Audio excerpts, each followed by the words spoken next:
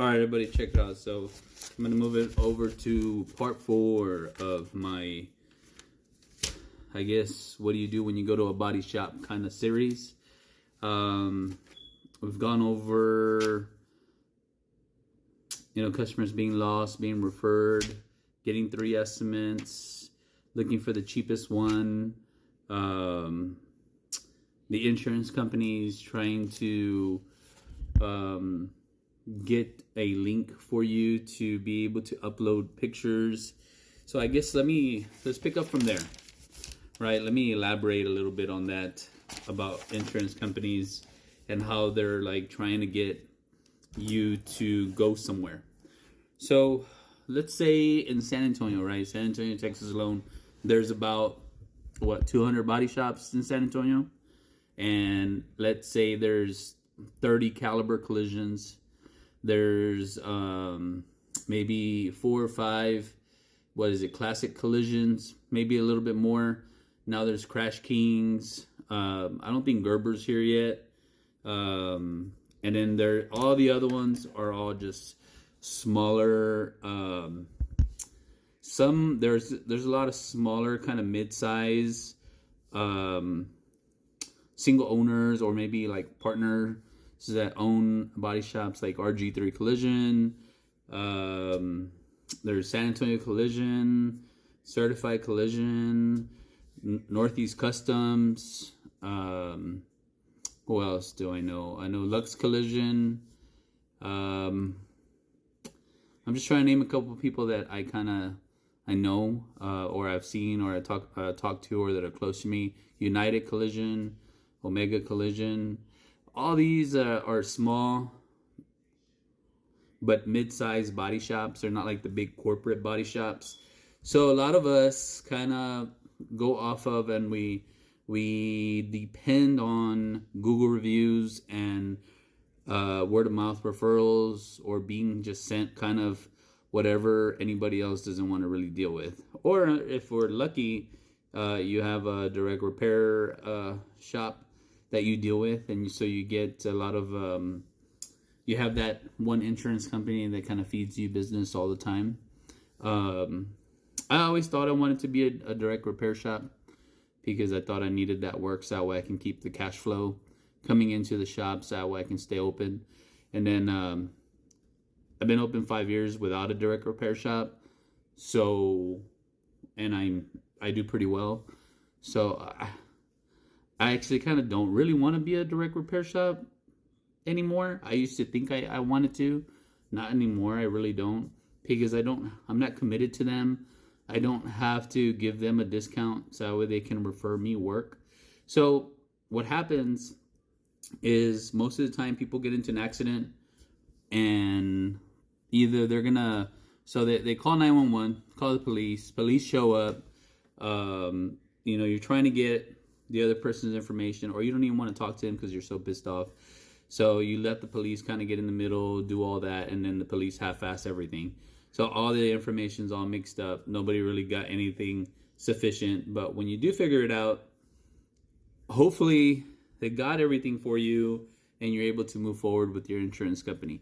Now, in the cities, they have what they call the city tow companies that are called out whenever there is an accident. So that way they come, pick up your car, and they tow it over to a shop that is on the city tow list.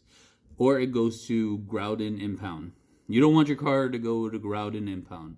So try to pick a shop that's close by, or if you have a friend that knows somebody, or some shop, or to me, RG3 Collision, I can help you, because it's easier to get it out of a shop that's on the city toll list than to get out of the impound itself. They make it very difficult to get it out. They only let certain tow truck companies go in there, and it costs more money. So every day, there's nothing free, okay? So don't think that just because the city picked up your vehicle and moved it, and the cop told you don't have to pay anything, that you're not gonna have to pay anything, because you are gonna have to pay something. Somebody has to pay for that tow bill. It's a $210 tow bill right now, and I think it's like, I don't know, between it could be anywhere between $25 to $50 a day of storage. depending on the body shop, and then the administration fee, which is like $500, right, or less, just kind of depending on the body shop size, what they do for your check-in.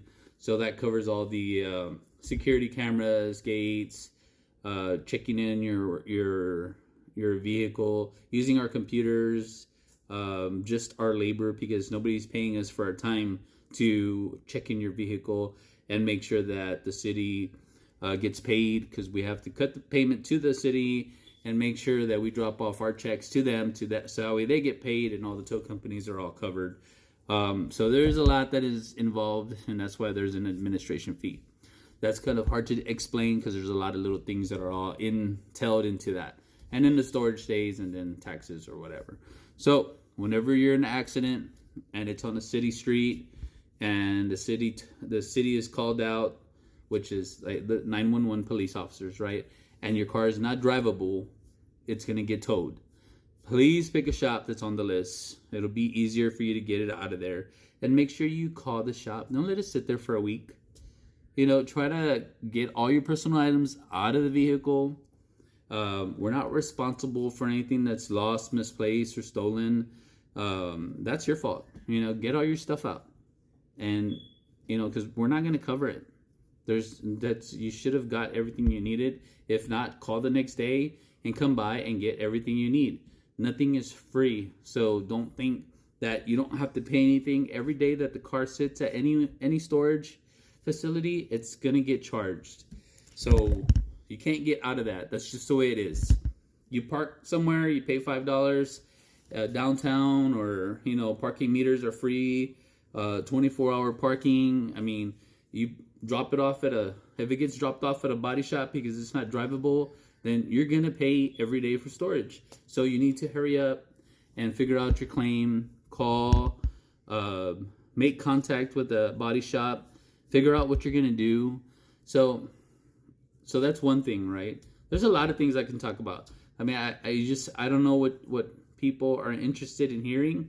I can just tell you what the process is, because there's a lot of stuff that's entailed that a lot of people don't know because they don't go through it every day. That's why I'm trying to talk about it, so that way if somebody hears this, you can forward it, you can share it, you can play it, you can or you can call me, you can text me, you can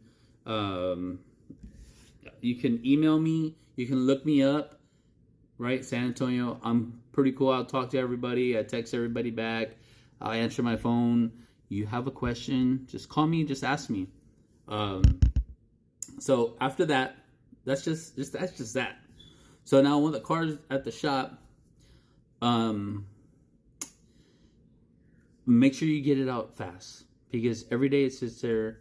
I mean, I've seen some bills get up to $3,000. Now, unless you're a $1 million insurance company or $1 billion insurance company, whatever, then how are you going to pay $3,000 to get your vehicle out? Get it out of the shop as soon as you can, okay? Unless you're actually going to get it fixed and you called your insurance company. And remember, every shop that's on the city toll list is usually a body shop or a mechanic shop. So why don't you ask them, since it's already there, if they can help you? It only makes sense. It's already at a shop. USA is the quickest insurance company to try to get it out of there and to one of their facilities. So what my next point is that I really was trying to get to talking about direct repair shops. So direct repair shops, there's pros and cons, right? I don't have a list in front of me. I'm just kind of just talking from what my experiences have been. Is that as a body shop owner now for 5 years, I give a lifetime warranty with the repairs I do. I am pretty knowledgeable when it comes to going through the estimate, making sure I bill for everything that we do, and making sure that if I can't go aftermarket with certain things, that I go OEM and that I get things price matched. Now, I'm not trying to cheat and be cheap and not do certain things because the insurance company doesn't think that I need to do that. There are